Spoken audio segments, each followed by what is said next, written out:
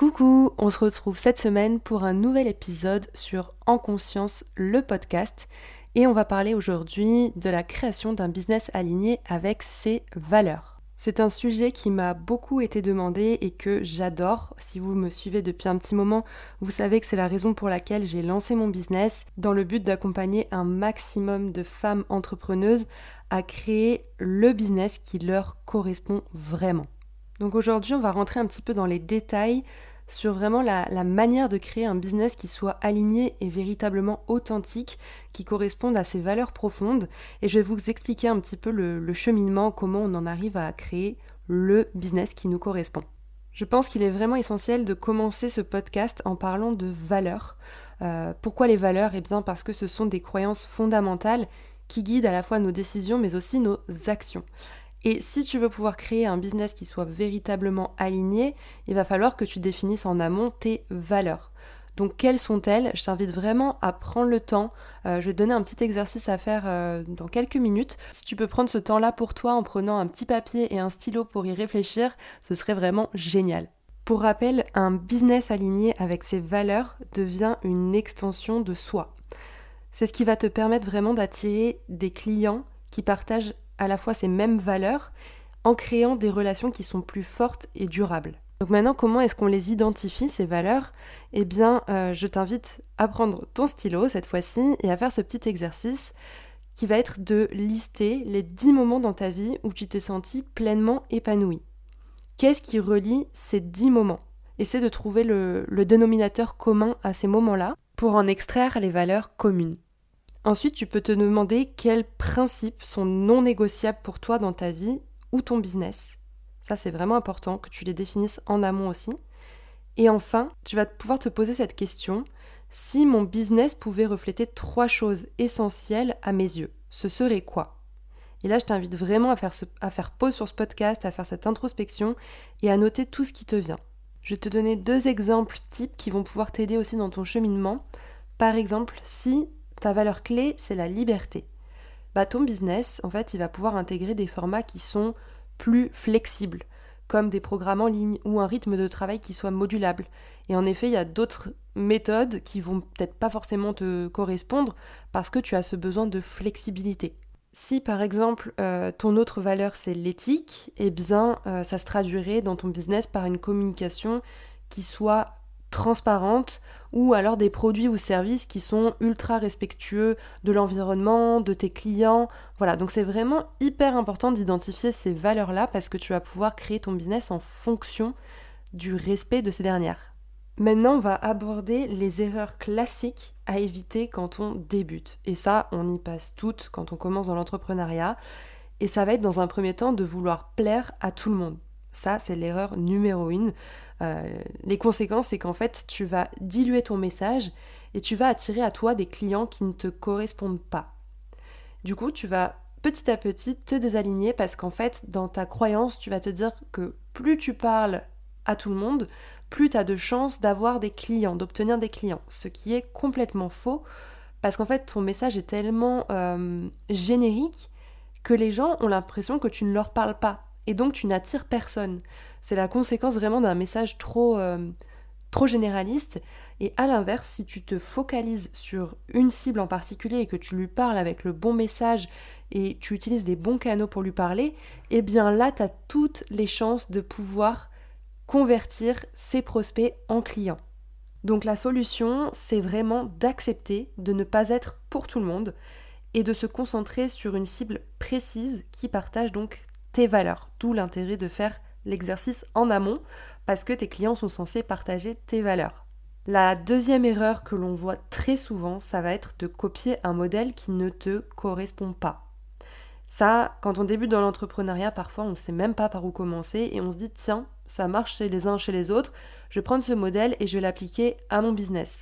Sauf que le problème en faisant ça, c'est que tu essaies de suivre à la lettre les méthodes d'autres entrepreneurs qui font que, en fait, tu vas te déconnecter de ta propre vision et de tes propres valeurs.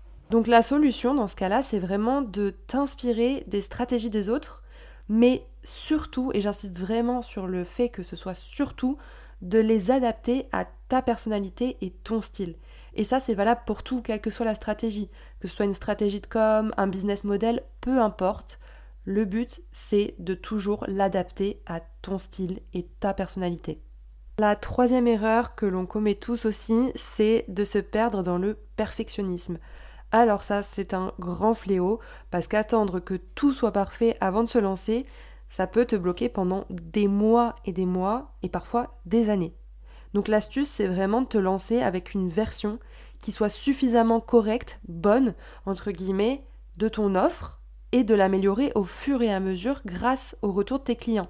L'objectif, c'est pas d'avoir la formule magique qui soit parfaite, c'est vraiment d'aller tester, de tâter le terrain et de l'améliorer avec tes clients, d'où le format bêta-test. Souvent, on crée des bêta-tests pour voir si notre produit ou notre service correspond au marché. Et c'est vraiment d'aller le tester, le confronter aux clients pour savoir si il correspond à 100% à leurs attentes. Parce que parfois, entre ce que l'on pense et ce que l'on imagine être bon pour eux et ce qu'il l'est vraiment, il y a un monde qui les sépare. Donc il faut vraiment faire attention à ça et ne pas attendre que tout soit parfait, tout soit défini, tout soit clair pour avancer. C'est on passe à l'action et on corrige. Et enfin, la quatrième et dernière erreur à ne pas commettre, c'est de négliger son énergie personnelle. Alors ça, c'est vraiment un gros challenge pour tout le monde, je pense, parce qu'on a vu passer des modèles d'entrepreneurs qui vous vendent du rêve, mais qui vous disent aussi qu'il faut charbonner constamment, que l'on n'a rien sans rien, qu'il faut se tuer à la tâche, limite ne plus avoir de vie pour développer son business. Et ça, attention, parce que, encore une fois, on se connecte à sa manière de faire les choses, à ses propres valeurs, et vouloir faire comme les autres peut te pousser vraiment à un rythme de travail qui soit épuisant, qui ne respecte absolument pas ton équilibre, et qui peut rapidement te mener au burn-out, et ça, je vous en parle en connaissance de cause. Donc voilà, faites bien attention. Pour rappel, ton énergie est ta source la plus précieuse pour créer sur le long terme. Et on parle bien de long terme ici parce que oui, tu peux avoir des phases dans ton business où tu vas être à fond focus sur ton business et des périodes un peu plus relax, mais toujours est-il qu'il faut prendre en considération ces temps de repos entre deux phases où tu vas charbonner parce que tu as besoin de te recharger. On n'est absolument pas efficace sur le long terme en étant tout le temps la tête dans le guidon. Donc ça va être vraiment, si tu veux créer un business qui soit pérenne dans le temps, c'est aussi prendre en considération le fait que si c'est ton projet de vie, eh bien tu as le temps en fait, tu as toute une vie pour le réaliser. Pourquoi est-ce que tu voudrais que demain il soit déjà à faire des millions si en fait c'est un projet qui va te prendre des années?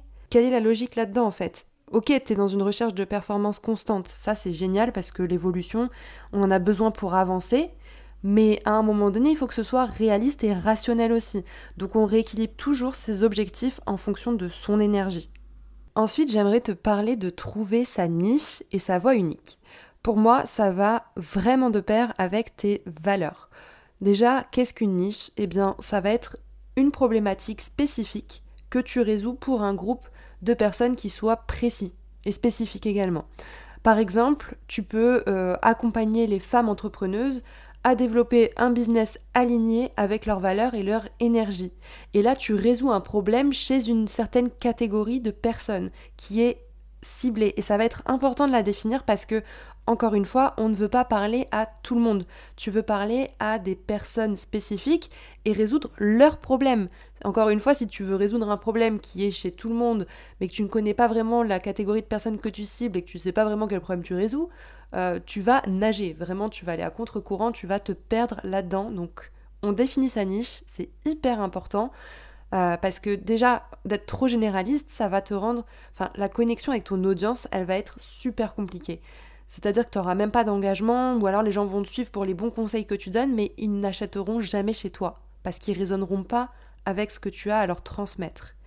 Et la niche, ça permet vraiment de te positionner comme experte dans un domaine précis et d'attirer à toi les bonnes personnes. On en revient toujours à attirer les bonnes personnes. Et donc ça, c'est en lien avec ton énergie. Donc la bonne énergie avec la bonne dynamique, le bon message, la bonne cible et la bonne niche, et ben là, je peux te dire que déjà, tu as de grandes chances de faire exploser ton business. Maintenant, tu te demandes peut-être comment la trouver. Parce que c'est pas forcément évident que de trouver sa niche. Après, moi, je pars du principe que elle est vraiment modulable. Tu vas la travailler tout au long de ton entreprise, de ton développement. Et la niche, c'est toi. C'est toi parce qu'en fait, plus tu vas évoluer, plus tu vas changer, tes valeurs vont être différentes et tu vas devoir t'adapter aussi à ça. Et donc, c'est ok de faire évoluer ta niche. Mais du coup, si c'est toi la niche, ce qui est cool, c'est qu'il y a des fondamentaux. Tu vas pouvoir te baser sur tes valeurs profondes qu'on a définies en amont. Et derrière, il y a des axes qui vont pouvoir moduler. Mais du coup, tes core values, en fait, elles seront toujours là. Donc, tu pourras toujours parler à cette catégorie de personnes qui résonnent avec ton message. Même si dans dans ton quotidien, tu as envie de parler d'autres choses, il y a d'autres valeurs qui prennent place, ben c'est complètement ok parce que tu perds pas non plus ton audience. Et donc pour ce faire, je t'invite vraiment à croiser ces 3 éléments. Ça rejoint un petit peu l'ikigai, c'est vraiment un bref exercice, mais ça va être de te demander ce que tu aimes faire, ce dans quoi tu es doué, et ce dont ton audience cible a besoin. Et déjà en répondant à ces 3 questions, tu vas trouver les dénominateurs communs et il sera beaucoup plus facile pour toi de trouver ta niche et ta voix unique. Et quand je parle de voix unique, je t'invite à faire ce petit exercice. En fait, ça va être d'écrire comme si tu parlais à une amie proche. Ton ton doit être naturel et authentique parce que c'est souvent la meilleure manière pour toi de te différencier. On en revient toujours à soi. Il faut arrêter de chercher chez les autres ce qui marche, parce que ce qui marche pour toi, c'est ce qu'il y a en toi, pas chez les autres. Donc pose-toi cette question, qu'est-ce que je veux transmettre à travers mon contenu ? Ça peut être par exemple de l'inspiration, de la clarté, du pragmatisme, peu importe, mais il est important que tu répondes à cette question et que ça vienne de toi surtout. Ne cherche pas la réponse à l'extérieur.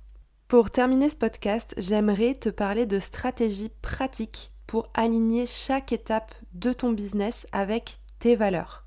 Alors la première étape, ça va être vraiment d'aligner sa communication. Ça, tu t'en doutes, c'est un incontournable. Je vous en ai assez parlé, je pense, tout au long de ce podcast. Mais parler de tes valeurs dans ton contenu est essentiel.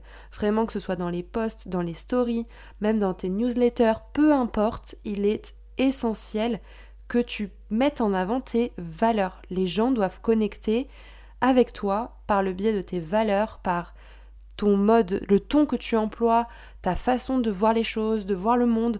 Vraiment, tu es au centre de ton business. Et c'est comme ça qu'on crée un business aligné. C'est en connaissant ses valeurs profondes et en les partageant. Donc montre aussi l'envers du décor pour vraiment connecter de manière authentique avec ton audience. Ça peut être tes petits coups de mou, ça peut être comment ta manière de faire du business, ta façon de penser, de voir les choses. Ça, c'est vraiment important que tu le partages parce que les gens vont vraiment connecter avec toi. Dans un deuxième temps, ça va être d'aligner tes offres, donc créer des offres qui respectent à la fois ton énergie et tes besoins. Par exemple, je vous l'ai déjà donné, mais si ta valeur numéro 1, c'est la liberté, moi c'est mon cas, et peut-être que le format en présentiel ne sera pas pour toi un bon format. À l'inverse, si tu préfères l'ancrage, la stabilité, et que tu voyages seulement de temps en temps, sans pour autant être digital nomade ou passer ta vie à l'étranger, peut-être que tu pourras privilégier le présentiel si c'est quelque chose qui t'attire. Donc c'est pour ça qu'il est important de réfléchir ses offres en fonction de soi, de ses envies et de son business model et pas d'aller copier chez le voisin parce que ça marche. Ça n'a aucun sens. En troisième, on en parle un petit peu moins souvent et je pense que c'est un indispensable également qui est d'aligner ses collaborations. Donc travailler uniquement avec des partenaires et des clients qui partagent tes valeurs. Ça paraît bête dit comme ça, mais vraiment ça change tout dans ton business. Par exemple, dans mon cas, depuis le début, j'ai toujours pris le soin de sélectionner mes clientes parce qu'il y a un énorme échange énergétique qui se crée, qui se fait au fil des accompagnements. On avance ensemble, souvent entre 3 et 6 mois, donc si l'énergie ne matche pas entre nous, je peux te dire que c'est même pas la peine. C'est compliqué, c'est se tirer une balle dans le pied. Et là, c'est hyper important de matcher avec ses clientes, d'où l'intérêt aussi d'avoir une com qui soit alignée. Parce que là, c'est un filtre que je rajoute parce que je me permets de sélectionner les clientes avec qui j'ai envie de travailler. Mais si derrière, tu as une com alignée, un message aligné, je peux te dire que les clientes qui vont venir à toi, elles seront forcément sur la même fréquence énergétique que la tienne. Donc il y a un filtre naturel qui se fait, d'où l'importance d'avoir un business aligné encore une fois. Et dans mon cas, j'ai rapidement appris à poser mes limites aussi, parce que lorsque j'ai démarré par exemple en tant que CM, je donnais plus pour moins. C'est-à-dire qu'on te promettait monts et merveilles, et finalement ton salaire n'augmentait pas, mais par contre tu devais faire toujours plus d'heures, toujours plus de tâches, des choses qui rentraient hors de mon champ de compétences. Et en fait ça a été le déclic où je me suis dit mais plus jamais j'ai envie de me faire marcher dessus par mes clients. Et donc dès que j'ai bifurqué dans mon activité de coaching, j'ai dit ok, là je prends le soin de vraiment sélectionner les personnes avec qui je vais travailler, parce que c'est pas possible que j'ai des vampires énergétiques qui me drainent au quotidien et avec qui je vais travailler, parce que le nombre d'heures que tu passes à échanger avec tes clients, il est phénoménal. Donc vraiment, prends vraiment soin d'aligner tes collaborations. Et c'est pareil, c'est valable si tu fais de l'UGC, de l'affiliation, ou tu collabores avec des marques, peu importe. Assure-toi que les produits et services que tu recommandes respectent tes standards éthiques, parce que c'est ton image qui est associée à la vente de ces produits. Donc si tu les mets en avant, c'est que tu es censé les avoir testés, tu es censé les approuver. Donc attention, parce qu'on l'a connu avec plein d'influenceurs qui vendaient sans scrupule des produits de piètre qualité pour se faire un max d'argent, et là ton image vraiment elle peut être entachée donc fais hyper attention si tu collabores avec des marques à les tester, vérifier leurs valeurs à elles, si elles matchent bien avec les tiennes. Le 4e point, et pas des moindres, ça va être d'aligner ton rythme de travail.